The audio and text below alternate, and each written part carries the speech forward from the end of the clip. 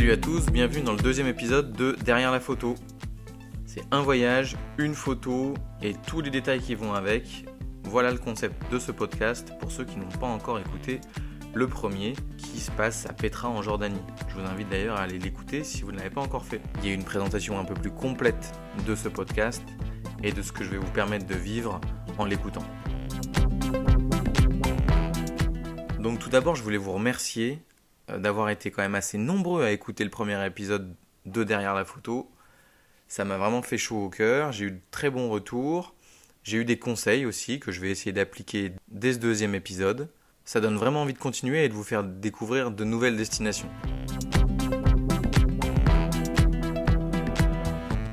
Alors aujourd'hui, je suis ravi de vous emmener dans un de mes pays préférés, en grande partie pour la mine photographique qu'il représente. Il s'agit de la Namibie.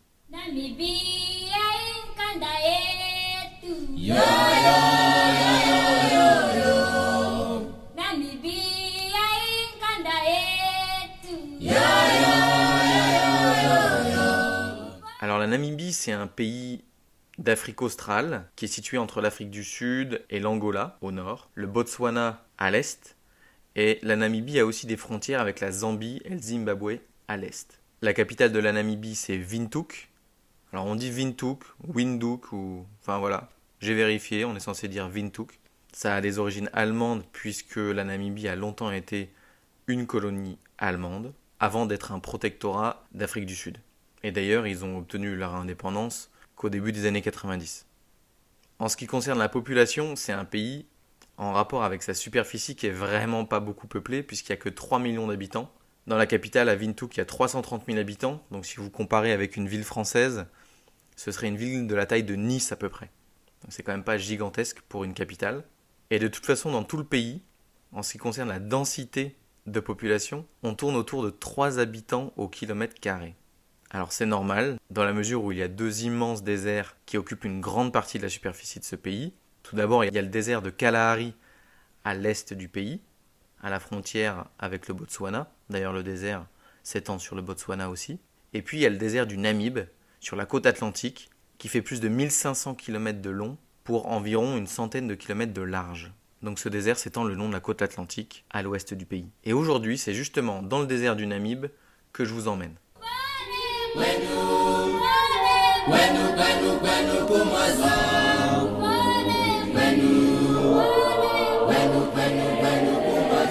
Alors, qu'est-ce qu'il faut savoir du désert du Namib ?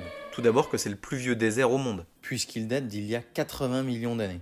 Que les dunes du Namib ont été formées par le vent, qui a amené le sable depuis le désert de Kalahari, dont je parlais il y a un instant, depuis l'est du pays, donc sur plusieurs centaines de kilomètres. C'est un long processus. Et donc, la photo du jour, c'est une photo prise depuis le haut d'une dune qui s'appelle la dune 45. Et pour vous raconter l'histoire de cette photo, au lever de soleil, il faut que je vous donne déjà quelques détails sur la fin de la journée précédente. Alors, on est dans le parc national de Sossusvlei, au camping, dans le lieu qui s'appelle Sesriem, qui est à l'entrée du parc. Et c'est environ à 120 km de l'océan, en traversant justement le désert du Namib. Il y a une seule route unique dans ce parc national, qui le traverse d'est en ouest, et c'est un cul-de-sac en fait. C'est une route qui fait 60 km, et une fois que vous êtes au bout, il n'y a plus qu'à rentrer à Sesriem, de là où vous venez. Sur cette route, au kilomètre 45, il y a une dune qui est immense, qui fait 170 mètres de hauteur, qui est une des plus hautes du parc. C'est pas la plus haute du parc. La plus haute du parc, c'est Big Daddy, qui fait 350 mètres de haut. Je vous laisse imaginer, c'est plus haut que la Tour Eiffel. Et donc, au kilomètre 45, et ça a donné son nom à cette dune, qui s'appelle donc la dune 45.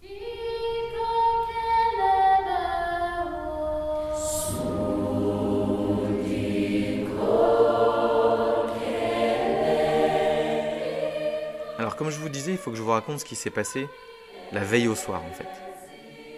La veille au soir, on décide, avec ma compagne, d'aller jusqu'au bout de la route, jusqu'au kilomètre 60, pour la fin de journée, pour profiter des belles lumières rasantes qu'offre ce type de désert.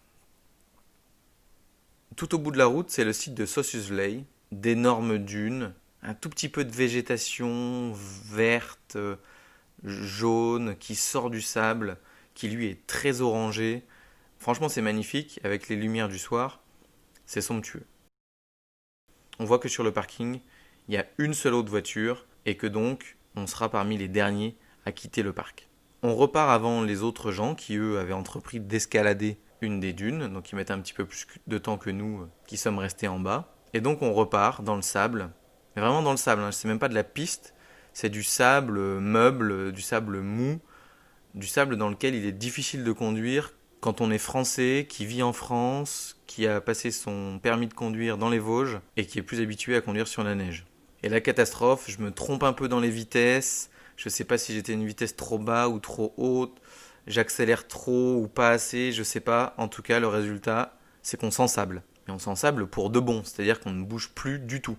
Et même si j'ai pas beaucoup d'expérience de ce type de conduite, je sais que plus je vais essayer de me désensabler, plus en fait je vais faire rentrer du sable au niveau de mes roues et plus j'aurai de mal à repartir. Donc en fait j'arrête assez rapidement, je ne m'acharne pas. Par contre on a un espoir, c'est qu'on est sûr et certain qu'il y a une voiture qui va passer à proximité, puisque les gens qui escaladaient la dune vont devoir repasser à côté de nous pour sortir du parc. On n'a pas le droit de passer la nuit dans le parc, donc ils vont être obligés de passer à côté de nous.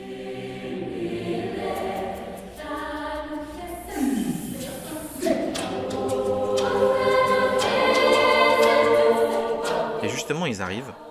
Je leur fais signe, ils s'arrêtent. Et là, ils ont l'air bien gentils, ils ont l'air de bonne volonté, mais en revanche, ils n'ont pas non plus un 4x4 gigantesque, surpuissant, comme on peut en voir d'autres. Et ils n'ont pas envie de tenter le diable et de s'ensabler à leur tour en essayant de nous aider. Ce qui peut se comprendre, totalement. Donc ce qu'ils nous disent, ils nous promettent qu'ils vont prévenir les rangers à l'entrée du parc, donc à 60 km de là et environ 1 heure de route, et qu'ils pensent que les rangers viendront nous aider. Et là-dessus, ils nous laissent et ils repartent. Donc là, on a un petit sentiment bizarre de se dire, on est les derniers à cet endroit-là, on est au milieu du désert, on est coincé dans le sable. Donc là, j'ai pas envie d'attendre 2 heures que l'aide arrive. Donc je sors la pelle du coffre, les petites cales en plastique qui étaient dans le coffre aussi, et je passe plus d'1 heure et demie à 4 pattes à essayer de désensabler chaque roue, une après l'autre. Et franchement, on était profondément ensablés, c'est-à-dire que au-dessus du moyeu, quoi. Donc je m'épuise à essayer de désensabler la voiture. Plus je désensable, plus je me dis que c'est vraiment en pure perte. Et je vois que le bas de caisse touche le sable, je me dis vraiment que ça va être très très compliqué. Mais bon, j'y passe beaucoup d'énergie, pas mal de temps. Et au bout d'un moment, je me dis, bon voilà, j'ai enlevé quand même pas mal de sable, je vais essayer de redémarrer. Donc je m'installe, je redémarre, je me mets en bonne position, bon levier de vitesse, machin, spécial, position, sable, etc. Comme il m'avait montré chez le loueur. Et je tente ma chance. Et au bout de 10 secondes, j'arrête. Je ressors de la voiture parce qu'on n'a pas bougé. Et je me rends compte que tout ce que j'avais fait pendant l'heure et demie d'avant est réduit à néant et qu'il y a exactement autant de sable qu'avant. Donc là, franchement, le moral, il est un petit peu en berne. Je suis fatigué, je me sens un petit peu bête de nous avoir plantés là. Je dis nous parce que j'étais donc avec ma compagne et notre fille qui avait 16 mois à l'époque. Mais bon, il y a un point positif, c'est qu'on est autosuffisant dans la mesure où on a un 4x4 qui est tout équipé, on a notre nourriture, on a suffisamment d'eau, on a les tentes sur le toit, j'y reviendrai juste après. Donc en fait, même si on est coincé, on peut passer la nuit ici, il nous arrivera rien. Et on se dit que les premiers touristes ou les rangers le lendemain matin à l'ouverture du parc nous trouveront et viendront nous aider. Bon, en attendant, moi j'en profite pour monter sur le toit de la voiture, je sors le trépied, j'installe mon appareil photo et je commence à prendre des photos de la Voie lactée qui est absolument sublime. Je peux vous dire qu'au milieu du désert du Namib, il n'y a aucune pollution lumineuse et que donc la Voie lactée, on l'a vraiment parfaitement. Elle est somptueuse, elle est bien dessinée. Il y a une quantité d'étoiles inimaginable qu'on voit vraiment que dans ces endroits où il n'y a pas de pollution lumineuse. Bref, c'est sublime et ça nous met un peu de baume au cœur. Et puis après ma petite séance photo, voilà, je me résous à déplier la tente pour la nuit et à installer les sacs de couchage dans la tente.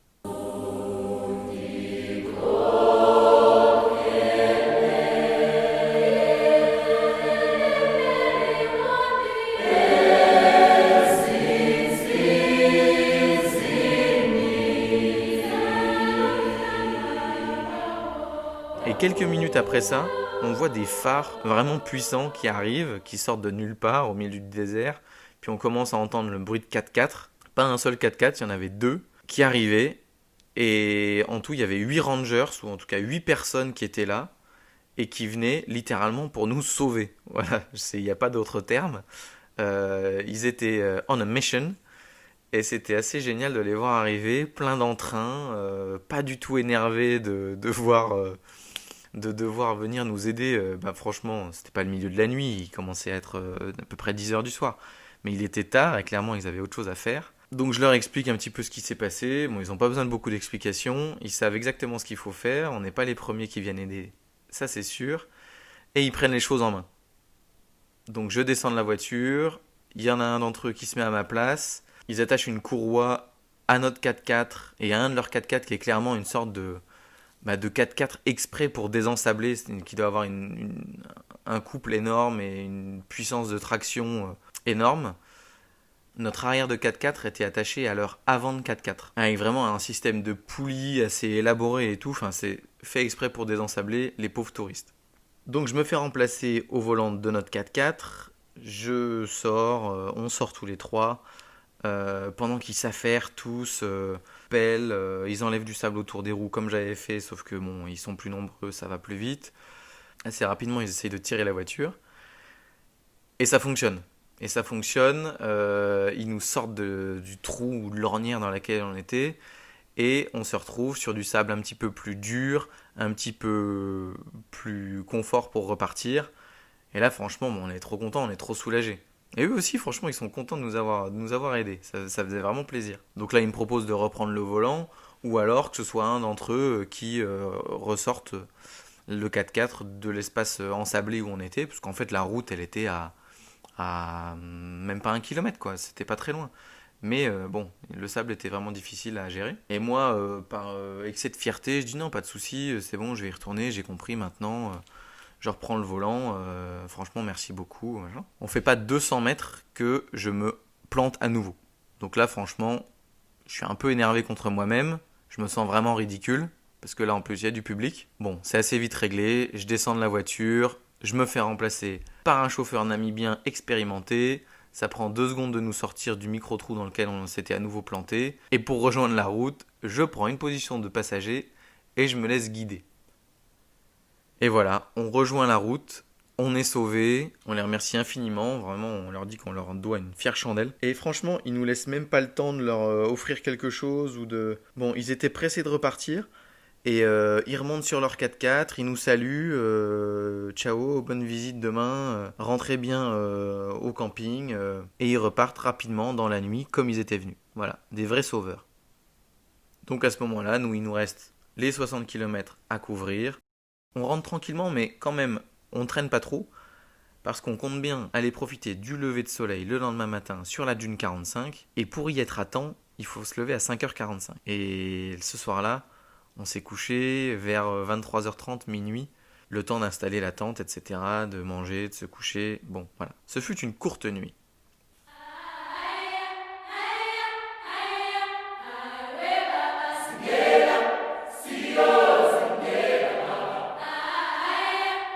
Le matin arrive, le réveil sonne, on se réveille tranquillement, on est vraiment hyper motivé pour aller faire cette découverte du lever de soleil en haut de la dune. Allez, même si on a l'habitude, ça prend un petit peu de temps de refermer la tente, de ranger les sacs de couchage, chose qu'on est obligé de faire parce que pour aller faire le lever de soleil, il faut reprendre la voiture et on ne peut pas rouler avec les tentes dépliées sur le toit, ce serait un petit peu dangereux. Donc on replie tout ça, on replie l'échelle, on range l'échelle, hop hop hop, on est parti. Le but est d'être en haut de la dune 45 avant le lever du soleil, environ 20 ou 30 minutes de marche pour arriver en haut, c'est ce qui est prévu. Et visiblement, on n'est pas les seuls à avoir l'idée, puisque le camping se vide de pas mal de 4x4 aux alentours de 6h15 du matin, ce qui correspond à pile 1 heure avant le lever du soleil. C'est le moment où on a le droit de commencer à circuler dans le parc. Et on a le soir le droit de circuler dans le parc jusqu'à 1 heure après le coucher du soleil. Voilà l'amplitude de visite. Donc il n'y a pas d'horaire fixe, c'est en fonction de l'horaire du lever du soleil. Donc nous voici dans le 4x4, on en a environ pour 40 minutes de route pour faire les 45 km. On se gare dans la nuit, on sort les petzels, on se les installe sur le front. Moi j'ai mes 2 boîtiers en bandoulière. Ma compagne porte notre fille dans le porte-bébé et on est parti pour cette ascension pour arriver en haut de la dune. C'est une ascension qui est assez rapide, qui est un petit peu pénible, comme de marcher dans le sable et en monter, quoi. Donc c'est un peu fatigant, surtout quand on n'est pas trop réveillé. Mais bon, on perd pas de temps parce qu'on n'a vraiment pas envie de rater le lever du soleil.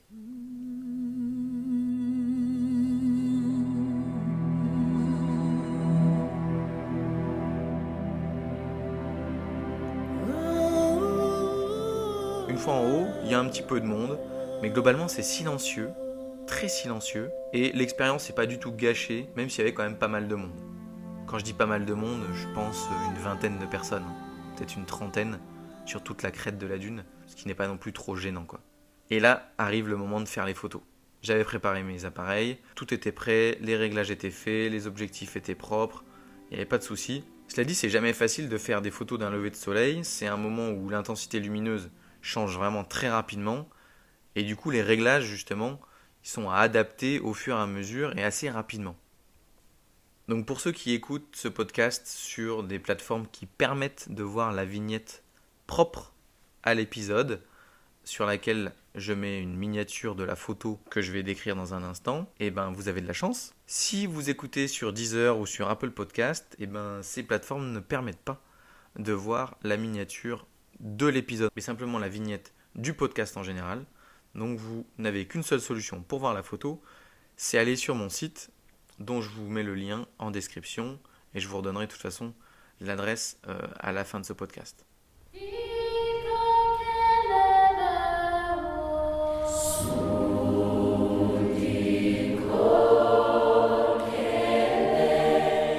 Donc je vais essayer de vous décrire maintenant la photo que j'ai choisi de retenir de ce moment passé en haut de la dune 45.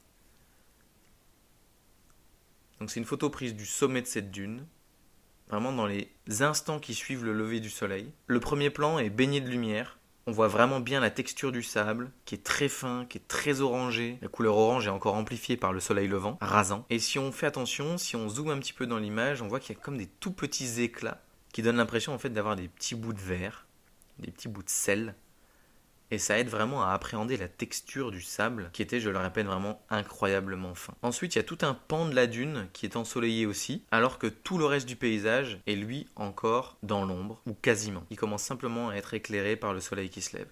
Alors ce pan de la dune qui est éclairé aussi, qui descend comme ça, une sorte de forme triangulaire qui descend vers le milieu de la photo, c'est vraiment comme ça que je voulais guider le regard du spectateur vers le milieu de l'image et qui finalement finit dans l'ombre et révèle l'immensité du désert dans l'ombre avec le lever de soleil qui lui est à l'arrière-plan. Donc il y a vraiment, c'est une lecture en 3 temps. Premier temps, le premier plan très éclairé, très lumineux, et puis on dégringole vers le milieu de l'image, on se retrouve dans l'ombre, c'est un petit peu comme si on regardait à droite à gauche pour s'y retrouver, on est dans l'ombre, et puis finalement on a la lumière du lever de soleil au fond. Donc il y a vraiment une lueur du lever du jour qui donne une teinte violette à tout ce qui n'est pas encore illuminé. Donc il y a vraiment ce qui est illuminé qui est très orange et ce qui est dans l'ombre qui a vraiment une teinte violette, je le répète. Et cette lumière rasante de lever du jour révèle vraiment tout un tas de reliefs dans le paysage. Même dans l'ombre, on en distingue beaucoup, que ce soit de la toute petite végétation ou des amas de sable ou des textures un peu différentes de sable ou des roches. En tout cas, ça donne vraiment du relief et de la profondeur à l'image. Et j'ai aussi veillé à prendre cette photo du côté opposé à celui par lequel les touristes montent. Parce que, évidemment, quand il y a des gens qui marchent dans le sable, ils laissent des traces de pieds sur la crête de la dune. Et mon but était de ne pas avoir de traces d'activité humaine sur ma photo. Donc, pour donner cette impression de désert absolu, j'ai pris la photo de l'autre côté. Pour ce qui est des données techniques, alors j'avais 2 boîtiers pour ce voyage en Namibie. J'avais mon ancien boîtier APS-C qui était un Canon 50D et j'avais un boîtier plein format, mon 6D actuel. J'avais pas mal d'objectifs, j'avais entre autres loué un 100-400 pour l'animalier dont je ne me suis pas servi pour faire cette photo de dune, cette photo de paysage. Là j'étais au 24-105 comme souvent en voyage. J'ai une ouverture à f4 parce que je voulais vraiment une différence de texture et aussi un peu de netteté pour donner de la profondeur. Donc j'ai vraiment le premier plan, on voit vraiment les grains de sable, on a du détail. Et pour ce qui est de la vitesse d'obturation, je suis au millième, parce qu'évidemment quand on est face au soleil comme ça, il ne faut pas ouvrir trop longtemps, sinon la photo va être cramée. Quand bien même j'étais au millième, c'est impossible d'éviter d'avoir un effet de flair quand on est face au soleil, ce qui nous fait perdre des détails dans l'arrière-plan, mais pour moi ça n'est pas grave, je trouve que ça donne un peu un côté dramatique et un peu épique à cette image qui me va bien.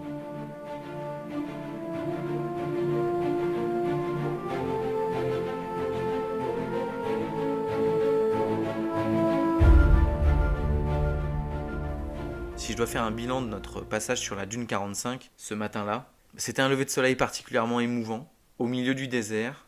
Il y avait vraiment une dimension mystique et je me souviens même que j'avais, après quelques clichés, après quelques photos faites juste après le lever du soleil, j'avais activé le mode silencieux de mon appareil, on peut atténuer le bruit que fait le déclencheur, pour vraiment faire le moins de bruit possible parce que même s'il y avait du monde autour de nous, il y a une sorte de silence, enfin les gens étaient pris par l'émotion de cet instant, par la beauté du paysage, par l'immensité du désert.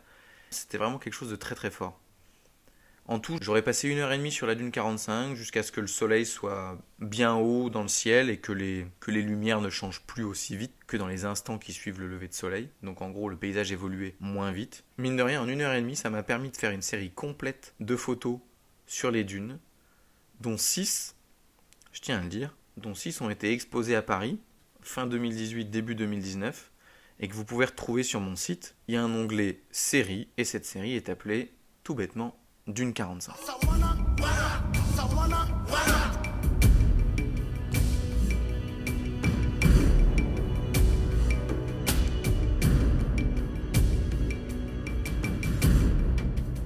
La photo que je vous présente aujourd'hui ne fait pas partie de cette série.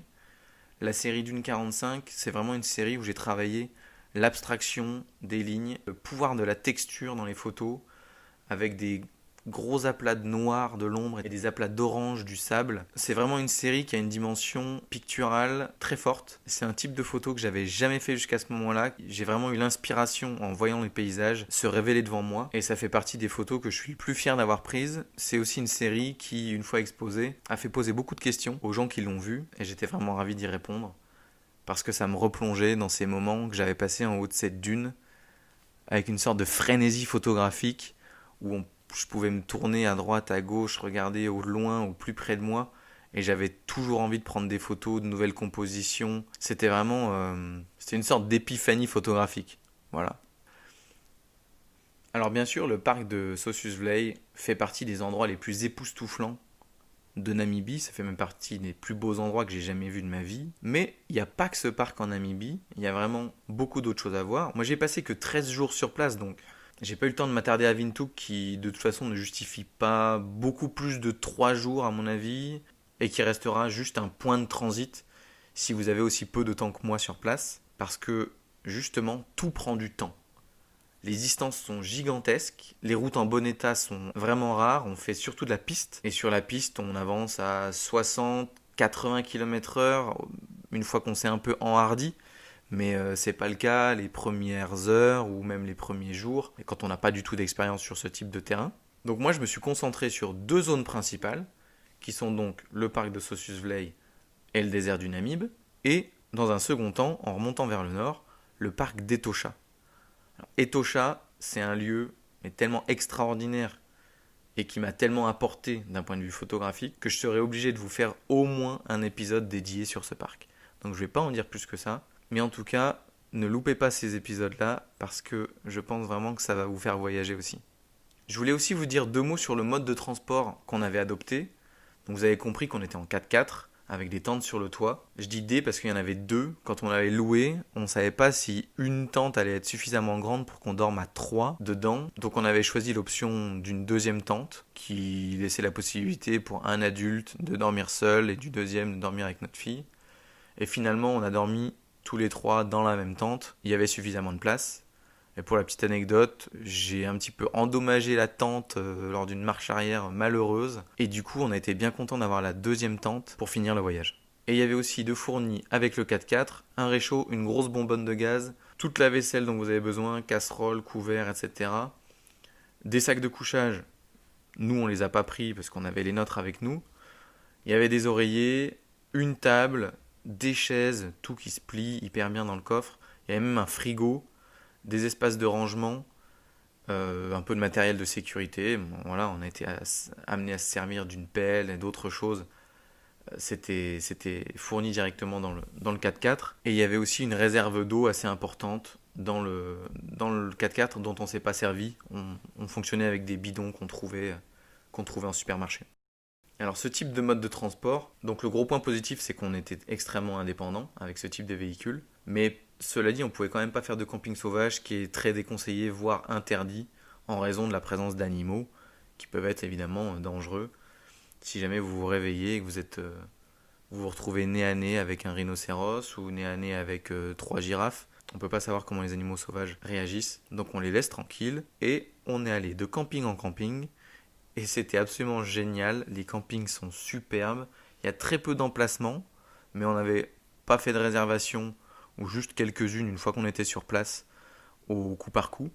Mais les emplacements sont gigantesques, c'est vraiment, on a une partie de terrain très très grande avec des douches à ciel ouvert, des petites salles de bain à ciel ouvert. C'était vraiment génial, voilà. Pour qui aime le camping, c'était une des meilleures expériences de camping que vous pouvez avoir.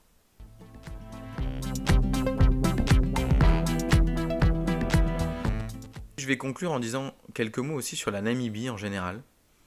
Pour nous, c'était une première expérience en Afrique subsaharienne. Et même si j'en ai pas beaucoup parlé dans ce podcast parce que je me suis axé sur le paysage et le désert, ça a été un réel choc culturel. C'est un peu cliché de le dire, mais vraiment on a été touché par la gentillesse et la spontanéité des Namibiens. Mais il n'y a eu absolument aucun souci avec notre fille qui était toute petite. Et justement, au contraire, les Namibiens ils sont vraiment très très fiers de leur patrimoine. Ils sont bien contents de pouvoir le montrer aux touristes, y compris aux tout jeunes touristes. Leurs paysages et leur faune sont à couper le souffle.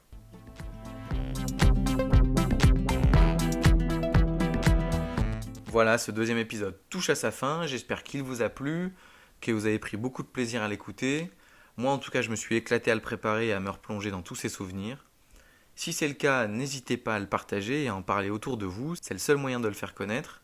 Et vous pouvez dès à présent retrouver ma photo du désert du Namib prise depuis la dune 45 sur mon profil Instagram @AntoineRphotographie avec un Y et sur mon site internet antoineremiphoto.wixsite.com.